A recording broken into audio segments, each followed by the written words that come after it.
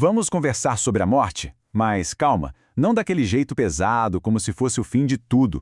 A ideia aqui é olhar para ela como um procedimento técnico, quase uma engenharia. A gente vai mergulhar numa perspectiva totalmente diferente sobre os nossos momentos finais. Olha, a gente cresce com aquela imagem na cabeça, né? A morte como uma figura de capuz, carregando uma foice, o fim de tudo, assustador. Mas e se essa imagem toda estiver completamente errada? Pois é, a obra de André Luiz, psicografada pelo Chico Xavier, vira essa ideia de ponta cabeça. Aqui a morte não é uma coisa só, uma entidade. É um processo, uma operação super delicada que é conduzida por especialistas do plano espiritual para basicamente desligar o espírito do corpo físico. Então, se prepara. Nosso roteiro de hoje vai passar pelo mito da morte. Vamos entender o que é essa tal cirurgia do adeus, o preço que se paga pelo apego, as memórias que surgem nesse limite e, no final, uma reflexão bem direta. Vamos lá? A primeira grande sacada aqui é que morrer não é um negócio passivo, sabe? Não é só como apagar uma luz e pronto. É um procedimento ativo, uma cirurgia mesmo, para separar duas coisas que passaram uma vida inteira grudadinhas, o espírito e o corpo. E no centro dessa operação toda está o famoso cordão de prata. Ele é a conexão vital. Pensa nele como um cordão umbilical espiritual, a última âncora que segura o espírito na matéria.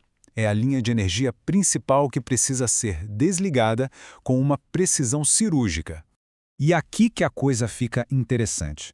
Morrer dá trabalho. Esse desligamento não acontece do nada. A resistência desse cordão, a dificuldade de romper ele, depende totalmente da vida que a pessoa levou.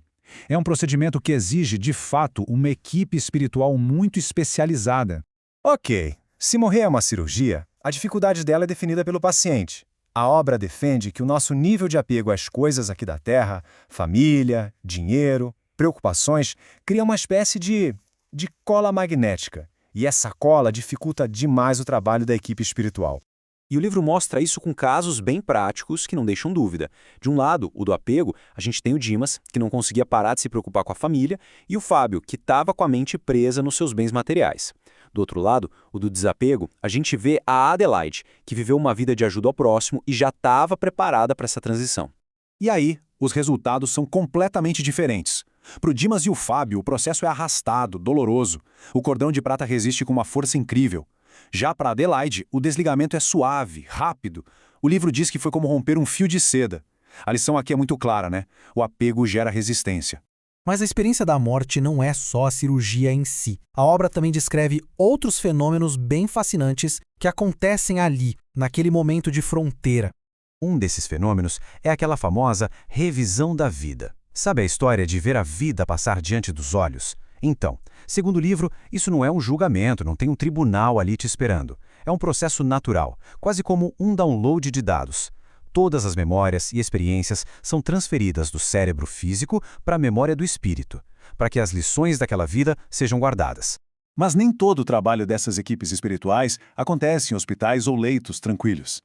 A obra também fala de missões de resgate bem mais perigosas, em lugares espirituais muito densos, sombrios, que eles chamam de o abismo. E o que se encontra por lá não é só caos, não. As equipes de resgate dão de cara com um mal organizado, com hierarquia, com líderes inteligentes que comandam essas regiões de sofrimento. É um lembrete de que o universo espiritual tem a sua própria complexidade e os seus perigos. Então, depois de entender a cirurgia, o apego, as memórias e até os perigos, qual é a grande mensagem que fica disso tudo? A ideia central é que a nossa experiência da morte é em grande parte construída enquanto a gente ainda está vivo. A pergunta que não quer calar é essa: os momentos finais serão uma cirurgia rápida e tranquila ou uma lenta e difícil? E segundo essa obra, a resposta não tem nada a ver com sorte ou com destino, não. A resposta, de acordo com essa visão, está na forma como a gente vive agora. A qualidade da nossa partida estaria sendo definida hoje, pela nossa capacidade de amar sem a necessidade de possuir, de cuidar sem querer controlar e de viver sem estar acorrentado ao que é material e vai passar. É uma reflexão, no mínimo, bem profunda.